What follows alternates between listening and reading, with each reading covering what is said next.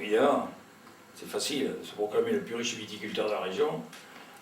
Quand on a construit toute sa fortune, on dépend des autres.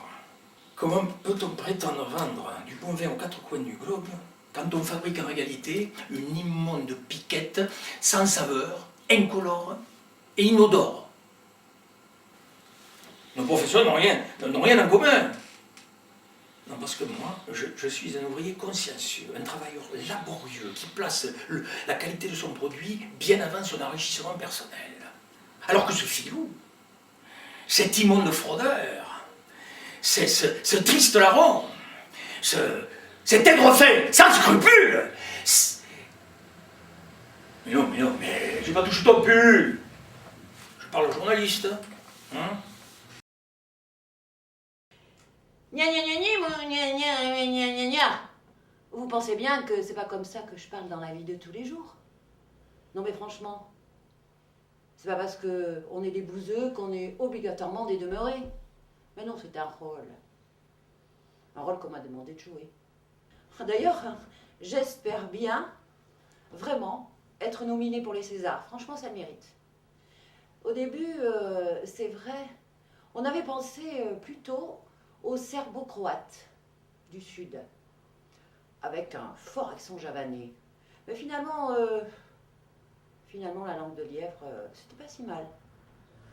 Ah, c'est sûr, j'ai pas le personnage le plus reluisant, mais l'avantage, c'est que la prod m'a assuré qu'à la fin du rôle, je pourrais remporter le costume.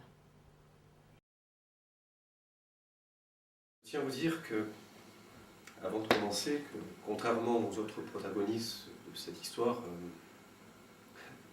moi je ne joue pas un rôle. Je suis un véritable artiste.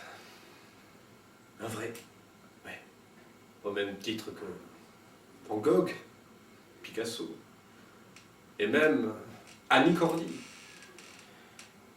Et que mon père refuse de l'admettre n'enlève rien de mon véritable talent. Si je peux être honnête avec vous, ce n'est pas seulement mon talent qu'il refuse de reconnaître, c'est toute ma personne qu'il ignore, magistralement. Je ne vois pas ce qu'il y a de déshonorant à dessiner quelques étiquettes de vin. Enfin, il y a les étiquettes. Et puis il y a les étiquettes. Les miennes sont des œuvres d'art. Après, que la piquette soit inventable n'enlève rien à la véritable valeur artistique. Bonjour, mademoiselle la caméra. Oui, je sais, ça peut surprendre, mais les objets ont une âme. C'est possible de se réincarner en objet. C'est Elvis qui me l'a dit lors de notre dernière entrevue. Alors, qui est venu prendre possession de ton petit boîtier métallique?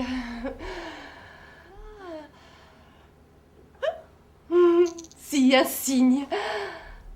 Oh, il me semble voir l'image d'un éléphant à 4 pattes qui traverse mon esprit. Ah non, non, tu ne peux pas être la réincarnation de Dali, non. Il est déjà revenu chez Manuel. Ah oui, chez Manuel. À moins que... Oh non, mais quelle idiote je fais. Mais oui, ce n'est pas un éléphant. C'est un chimpanzé. Il doit y avoir quelque chose qui fait écran ici.